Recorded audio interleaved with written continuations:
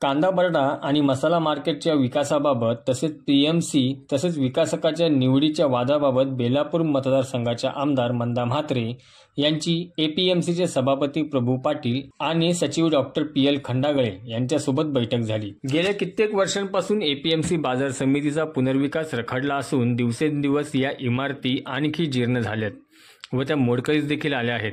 त्यामुळे याचा पुनर्विकासाचा प्रश्न ऐरणीवर आला आहे।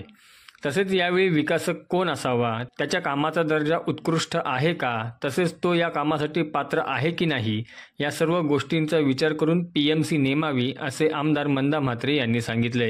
विषय असा आहे की या बाजार समितीमध्ये गेली 10 वर्ष मी येत असते।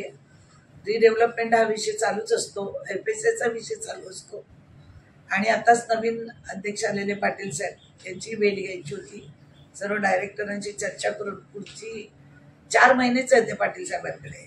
तर हे जे रिडेव्हलपमेंट कांदा बटाटा मार्केट गेले 20 वर्ष प्रलंबित आहे, तो काम तर आता व्हायला आलेलं आहे। पण त्याच्या अगोदरच पजल मारली ती मसाला मार्केटने।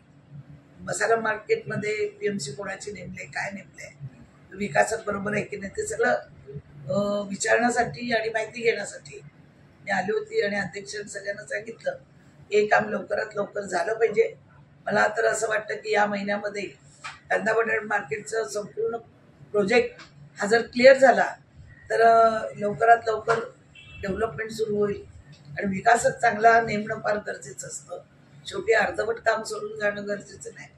आणि ते कसे सगळी लोक, भरपूर लोक आहेत, तर जेव्हा भरपूर लोक असतात तेव्हा विरोध पण भरपूर असतो। आतून प्रत्येकाचं म्हणणं असतं ते काय होऊ शकत नसतं।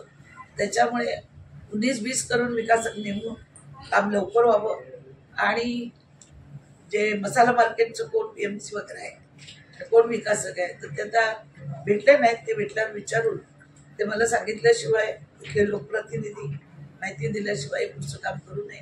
मार्केटमध्ये ज्या समस्या आहेत त्या समस्या सोडवण्यास आम्ही तयारच असतो नेहमी। प्रत्येक वेळी बोलवल्यावर आम्ही येतच असतो। फ्रूट मार्केट असो पानसरे साहेबांचं, भाजी मार्केट असो शंकर पिंगळे साहेबांचं, सगळ्यांची माझी चर्चा होत असते। पण अध्यक्ष नवीन आल्यामुळे आज बऱ्याच गोष्टींचा आम्ही इथे आढावा घेतलेला आहे।